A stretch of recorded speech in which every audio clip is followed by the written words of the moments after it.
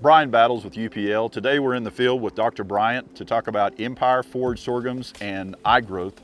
And Dr. Bryant, this last year, I really anticipate we're going to see some of the great things that have happened from igrowth grain sorghum also into the EMPYR Forage Sorghums. What can we really expect?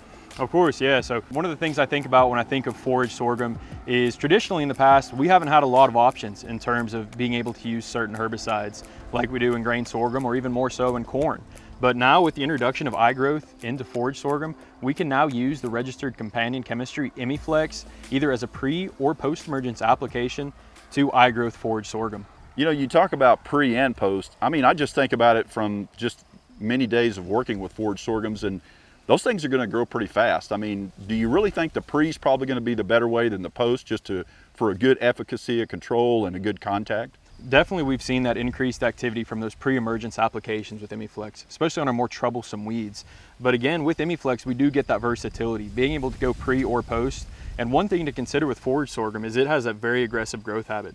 It'll shoot out of the ground, canopy over, especially depending on what type of setting you're planting it into. So we can really leverage those herbicide programs, fine tune our timings, and to really get a new level of weed control by implementing IMIFLEX with igrowth sorghum.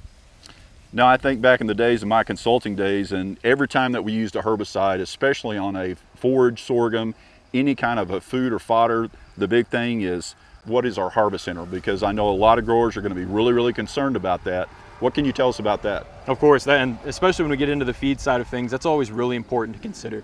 What is that post-harvest interval? Are there any sort of feeding restrictions attached to the use of this product with this system? And the short answer for that is no. With IMIFLEX, we have a 0-day post-harvest interval, no feeding restrictions, as well as a very friendly environmental profile for this chemistry when used with igrowth grain and forage sorghum. I know moisture is important, fertility is important. Again, the herbicide is extremely important, but how can you explain to these growers that we sure don't want to scrimp on that? Even though we know that forage sorghum is going to canopy real quick, how can you really tell these guys to be sure and get that done? Of course, and just like you said, Brian, cutting corners on a herbicide program, 9 times out of 10, that's going to lead to some undesirable results. And forage sorghum is no exception to that. What we really need to pay attention to is controlling a lot of these weeds before they even emerge.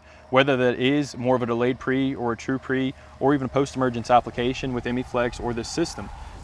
Controlling those weeds before they get off and running, that's what's going to preserve our highest amount of tonnage and preserve the highest level of quality that we can expect with these premier EMPYR forage lines, especially with the introduction of igrowth and IMIFLEX into these systems.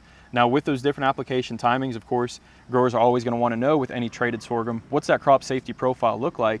And everything we continue to see is growers can expect an incredibly high degree of crop safety, whether that's a pre-emergence application or post-emergence application to this igrowth forage sorghum. Just like with grain sorghum, especially with igrowth, having a comprehensive herbicide program is incredibly important. So we really need to be sure we're understanding what products we can use in forage sorghum and not confuse those with what we're able to use in grain sorghum. So for the most part, it is relatively similar, but there are a few things to keep in mind. So with forage sorghum, our herbicide options are relatively limited in comparison to grain. But that's what's so exciting with igrowth is it allows us to use IMIFLEX with this system as well. So a new herbicide option for forage sorghum. Traditionally, what I think of when I look at those forage sorghum herbicide programs, we want to have a group 15 in there. S-metolachlor, or UPL's formulation of S-metolachlor called Moccasin 2+, is a great option to use with Safin forage sorghum seed, or really any Safin sorghum seed. A lot of growers are also elect to have atrazine in that program as well. That'll really help us on the broadleaf side of things. And we combine those programs together and introduce IMIFLEX into that system with igrowth forage sorghum, you're going to see a really lights out program that'll help you get activity on some of your most troublesome weeds. The broadleaf weeds, of course, but really what is paramount with IMIFLEX in this system is that newfound ability to get a higher level of grass control, whether that's from a pre-emergence application or a post-emergence application. Having that system in place with IMIFLEX and igrowth is really going to bring our weed control to a new level.